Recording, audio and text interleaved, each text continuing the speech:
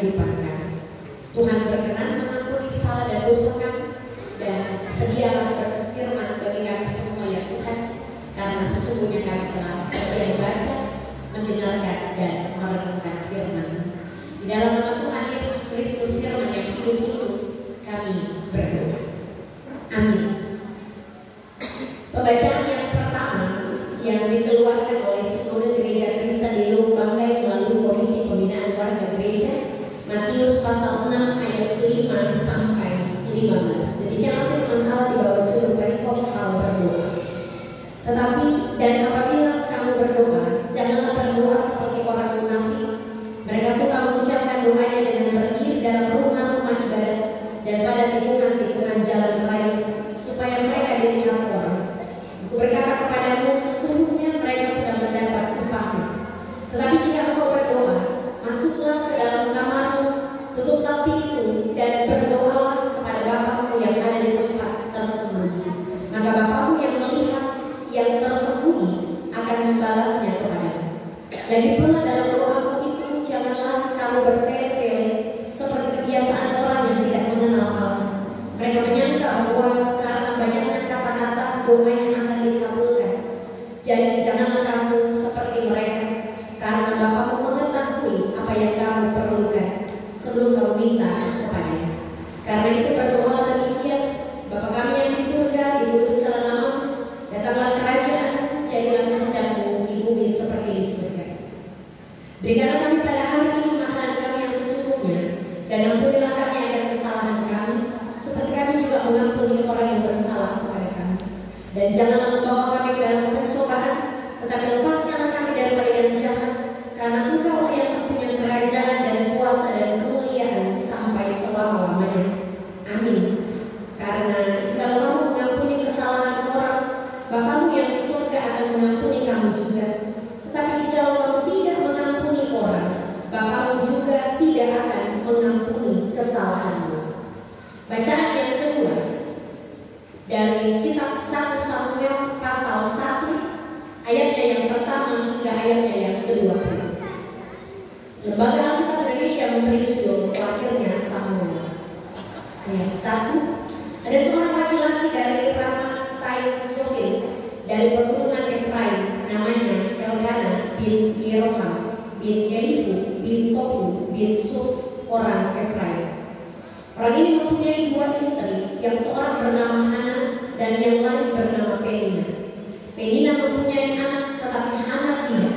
Orang itu dari tahun ke tahun pergi meninggalkan kotanya untuk sujud menyembah dan mempersembahkan korban kepada Tuhan semesta alam di Silo. Di sana yang menjadi imam Tuhan adalah kedua anak Eli, Hofni dan Pinehas. Pada hari Elkana mempersembahkan korban, diberikannya kepada Penina istrinya dan kepada semua anaknya yang laki-laki dan perempuan masing-masing sebagian. Meskipun ia mengasihi Hana, ia memberikan kepada Hana hanya satu bagian, sebab Tuhan telah menutup kandungannya. Tetapi madunya selalu menyakiti hatinya, supaya ia gusar, karena Tuhan telah menutup kandungannya. Demikianlah terjadi dari tahun ke tahun. Setiap kali Hana pergi ke rumah Tuhan, Penina menyakiti hati Hana sehingga ia menangis dan tidak mau makan.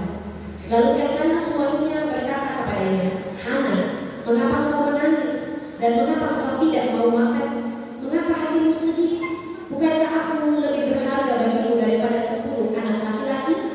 Pada satu kali setelah mereka habis makan dan minum di Silo, berdirilah Hana, sedang imam Eli duduk di kursi dekat tiang pintu bait suci Tuhan. Dan dengan hati pedih ia berdoa kepada Tuhan sambil menangis terseduh-seduh. Kemudian bernasarlah ia, katanya, Tuhan semesta alam, jika sungguh-sungguh engkau memperhatikan sengsara hamba-Mu ini dan mengingat kepadaku dan tidak melupakan hamba-Mu ini, tetapi memberikan kepada hamba-Mu ini seorang anak laki-laki, maka aku akan memberikan dia kepada Tuhan untuk seumur hidupnya, dan pisau cukur tidak akan menyentuh kepalanya. Ketika perempuan itu terus-menerus berdoa di hadapan Tuhan, maka Eli mengamat-amati mulut perempuan itu, dan karena Hana berkata-kata dalam hatinya dan hanya bibirnya saja bergerak-gerak, tetapi suaranya tidak kedengaran, maka Eli menyangka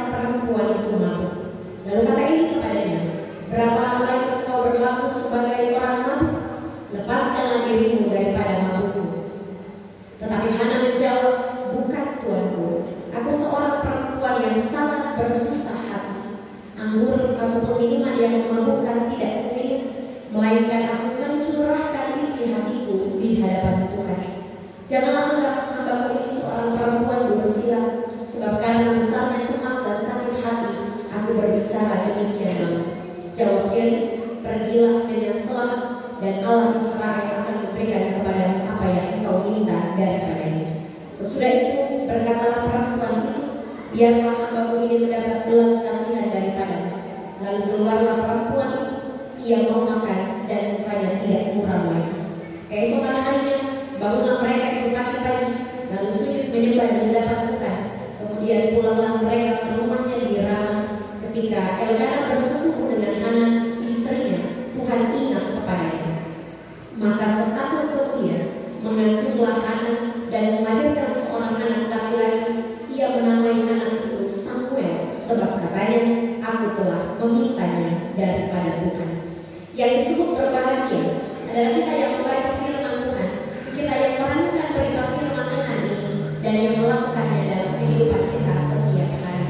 Shalom. Saudara-saudaraku yang terkasih dan diberkati Tuhan, ada ungkapan syukur yang kita persembahkan kepada Tuhan ketika Tuhan menganugerahkan nafas hidup, kesehatan dan kekuatan sampai kita menginjakkan kaki di bulan Oktober dan kita ada di minggu yang kedua saat ini. Tuhan terus menganugerahkan kita kesehatan dan kekuatan, nafas kehidupan, sehingga kesempatan hidup seperti yang disampaikan dalam puji-pujian Bapak Yakin Omal Malakon, selama kita masih kuat, biarlah hidup kita menjadi berkat bagi banyak orang dan menjadi kemuliaan bagi nama Tuhan. Hari ini kita merenungkan bagian firman Tuhan lewat pembacaan yang keluar dari Komisi Pembinaan Keluarga Gereja Kristen di Lubuk Banggai, dari Matius pasal 6 ayat 5 sampai ayatnya yang ke-15, dan saya kaitkan dengan 1 Samuel pasalnya yang pertama ayat 1 sampai ayatnya yang ke-20, dan saya berikan judul dalam perenungan firman Tuhan saat ini adalah doa mengubah segala sesuatu.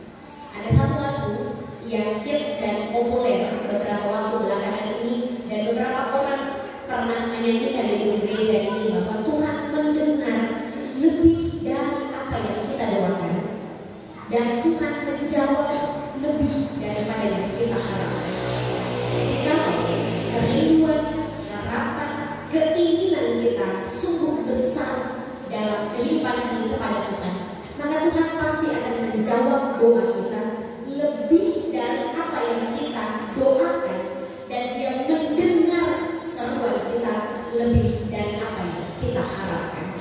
Dan bacaan firman Tuhan hari ini tentang perihal berdoa dalam Matius pasalnya yang ke-5, Matius pasal 6 ayat 5 sampai dengan ayatnya yang ke-15, dan juga yang dikisahkan dalam 1 Samuel pasalnya yang pertama ayat 1 sampai dengan ayatnya yang ke-20.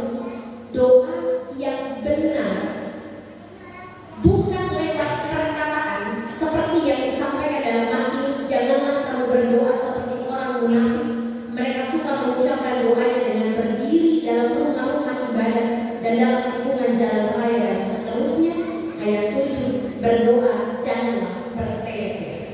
Sehingga konsep doa yang benar dalam keyakinan kita sebagai orang percaya bukan doanya yang cantik dengan kalimat-kalimat yang manis, kalimat-kalimat yang dengan ejaan yang disempurnakan, kalimat-kalimat yang menggugah hati orang, tetapi kekuatan doa yang sebenarnya adalah dari orangnya yang benar, bukan doanya yang manis dan cantik sedap didengar, tetapi ketika yang berdoa adalah orang yang murni, orang yang tulus, orang yang bersih, orang yang beriman kepada Tuhan, yang benar-benar meminta kepada Tuhan, maka doa orang-orang inilah yang akan dikabulkan Tuhan.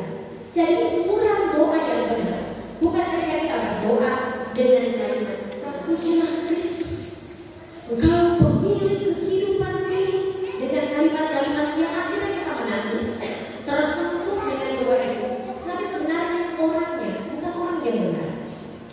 Dia berdoa karena dia Facebook, ada yang duduk di sana. Kalau ada beberapa yang muncul di Facebook, yang duduk di ujung sana, kiranya Tuhan, begitulah yang di Facebook itu saya sering dengar. Sehingga bukan doanya yang benar dan didengar oleh Tuhan, tetapi siapa yang berdoa. Sudah murnikah ketika kita meminta kepada Tuhan? Sudah tuluskah doa kita yang kita persembahkan kepada Tuhan? Dan sudah benarkah permohonan yang kita sampaikan kepada Tuhan? 1 Samuel pasal 1 ayat 1 sampai 20 dikisahkan tentang lahirnya Samuel. Samuel adalah anak dari Elkanah yang seorang Efraim itu, dan ibunya adalah Hana. Elkanah, bapaknya Samuel, punya istri dua, satu Penina, satu Hana. Yang menarik adalah dalam perjalanan hidup si Elkanah, Penina, dan Hana. Penina dikaruniai Tuhan dengan buah kandungan, dia punya anak, tetapi Hana tidak punya anak. Sehingga ketika mereka dalam membina rumah tangga, Penina selalu menyakiti hati Hana. Hana tertekan, Hana dalam kelemahan yang luar biasa karena sudah dimadu oleh suaminya Elkanah, dan Tuhan menutup kandungan dari Hana. Sehingga Hana hari-hari memohon kepada Tuhan di dalam doa, dan di ayatnya yang ke-8 ini, Hana tidak mau makan dan Hana menangis sampai sepanjang kehidupan karena gusarnya, karena begitu tertekannya hati Hana sampai ia menangis terus dan tidak mau makan. Tetapi ketika Hana berdoa kepada Tuhan dan berjumpa dengan Imam Eli, Bapak Ibu perhatikan perubahan tindakan ini. Ayat 7 bagian akhir, Penina menyakiti hati Hana sehingga ia menangis dan tidak mau makan. Perhatikan ayatnya yang ke-17 18 bagian akhir. Lalu keluarlah perempuan itu, ia mau makan dan mukanya tidak muram lagi. Ada perubahan tindakan dari kehidupan Hana. Tadinya dia disakiti, dihina, ditekan oleh Penina adiknya. Tetapi ketika dia berdoa, dia menangis terseduh-seduh, dia meminta dengan segala kerendahan hati, mencurahkan isi hatinya kepada Tuhan. Belum dijawab. Di ayatnya yang ke-20, setahun kemudian mengandunglah Hana. Tetapi dia sudah lakukan perubahan itu hari ini. Sekalipun dia belum tahu bahwa jawaban doa itu setahun kemudian, tetapi dia tulus bergumul kepada Tuhan, maka Tuhan mengingat Hana dan mengabulkan permohonan. Ini menjadi pesan bagi kita dalam persekutuan saat ini, bahwa doa adalah nafas kehidupan orang percaya. Saya mau ajak Bapak dan Ibu, mari kita tahan nafas 5 detik. Hitungan ketiga, 1, 2, 3, tahan nafas.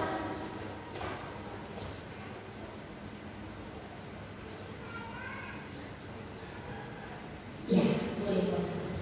Bagaimana rasanya Bapak Ibu menahan nafas? Sesak nafas seperti pengap ini.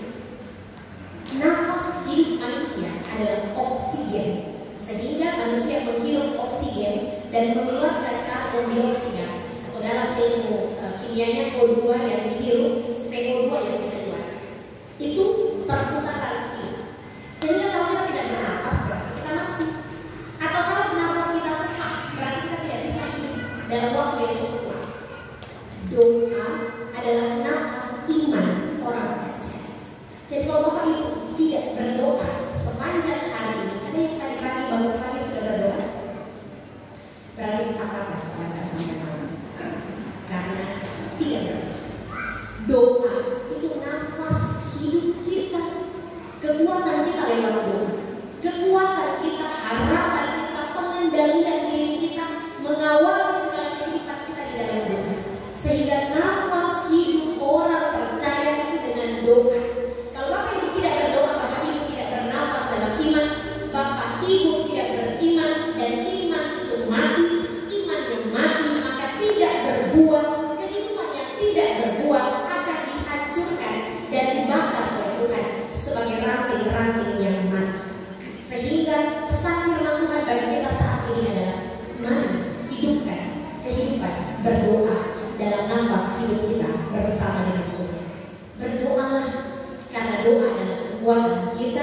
Dan doa adalah nafas kehidupan setiap orang yang berharap kepada Tuhan.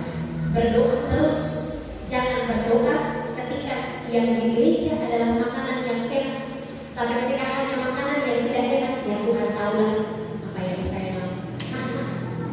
Tapi ketika makanan itu ada yang enak, kaki pendek, daging sapi, baru kita berdoa panjang, anak yatim, piatu, janda, duda, fakir, miskin, presiden, wakil presiden, sekali doakan. Berarti doa kita bukan orang, doa yang benar dalam orang yang ada. Doa itu nafas hidup, sehingga berdoa terus Bapak dan Ibu, karena doa adalah kekuatan kita untuk berharap kepada Tuhan. Yang kedua adalah jawaban doa dari Tuhan itu ada 3. Yang pertama iya, yang kedua nanti, yang ketiga tidak. Doa yang benar oleh orang yang benar akan dijawab oleh Tuhan iya. Ketika Salomo meminta hikmat kepada Tuhan, ketika dia akan memimpin bangsa Israel, dia meminta kepada Tuhan, Tuhan anugerahkanlah kepadaku hikmat. Itu permintaan Salomo. Tuhan menganugerahkan hikmat, dan Salomo menjadi orang yang berhikmat sepanjang sejarah perjanjian lama. Karena doa yang diminta oleh Salomo berdasarkan apa yang dia perlukan, sehingga jawaban doa untuk Salomo adalah iya. Jawaban doa yang kedua adalah nanti. Ini yang terjadi dalam kisah Samuel. Hana meminta kepada Tuhan, dijawab setahun kemudian. Tetapi Hana yakin, Hana percaya, Hana mengimani, sehingga dalam kekuatan iman itu dia percaya, dia berharap dan berserah kepada Tuhan. Nanti akan dikabulkan. Jadi kalau Bapak dan Ibu belum dijawab doanya oleh Tuhan, tunggu, berserah, berdoa, dan berlututlah dalam segala kerendahan hati kita kepada Tuhan. Jawaban doa yang kedua adalah nanti. Jawaban doa yang ketiga adalah tidak. Ketika kita berdoa, contohnya begini, Tuhan, saya berdoa, saya minta pesawat untuk pulang pergi sholat dulu. Itu bukan kebutuhan, tetapi itu keinginan. Tuhan tidak akan jawab doa kita kalau itu keinginan hati. Tuhan, celakakan saya petangga. Sopejikkan sekali waktu lihat ini. Biar Tuhan, amin. Sampai kapanpun tidak akan dikabulkan. Maaf, tanda kiri kanan saya ya Tuhan. Artinya bahwa doa yang tulus, yang dijawab oleh Tuhan, jawaban doa yang ketiga adalah tidak. Ketika doa itu bukan kebutuhan, bukan kerinduan hati, tetapi keinginan, hawa nafsu, pemuas kita untuk kepuasan dalam dunia yang fana, maka Tuhan tidak akan menjawab doa kita. Jadi renungkanlah Bapak dan Ibu, kalau Bapak dan Ibu berdoa dari tahun ke tahun, kok Tuhan belum jawab? Mungkinkah doa kita adalah doa karena keinginan hati untuk memuaskan hawa nafsu kita, maka doa itu tidak akan dijawab oleh Tuhan.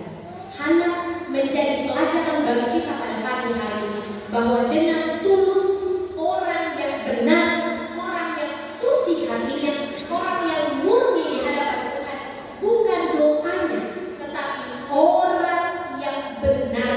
Sehingga dalam Yakobus dikatakan, doa orang benar besar kuasanya. Bukan doa yang benar, tetapi doa orang benar itu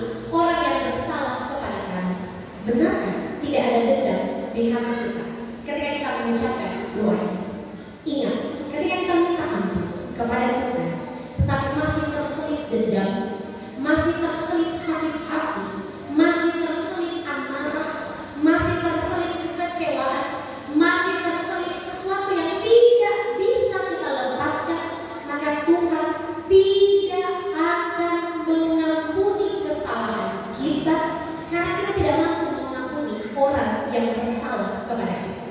Sehingga pesan firman Tuhan bagi kita dalam doa mengubah segala sesuatu adalah kelola iman kita masing-masing, kelola hati kita masing-masing, perbaiki diri kita masing-masing, sehingga ketika kita meminta, ketika kita berdoa, ketika kita berharap, ketika kita berserah kepada Tuhan, doa itu dikabulkan oleh Tuhan, karena kita adalah orang-orang yang benar, tulus, murni, hidup dalam kasih dan kebaikan, serta melakukan firman Tuhan. Selamat berjuang menjadi orang-orang yang benar, dan selamat berjuang menanti jawaban Tuhan dalam setiap doa dan harapan kita kepada Tuhan. Terpujilah Kristus dengan firman-Nya. Amin.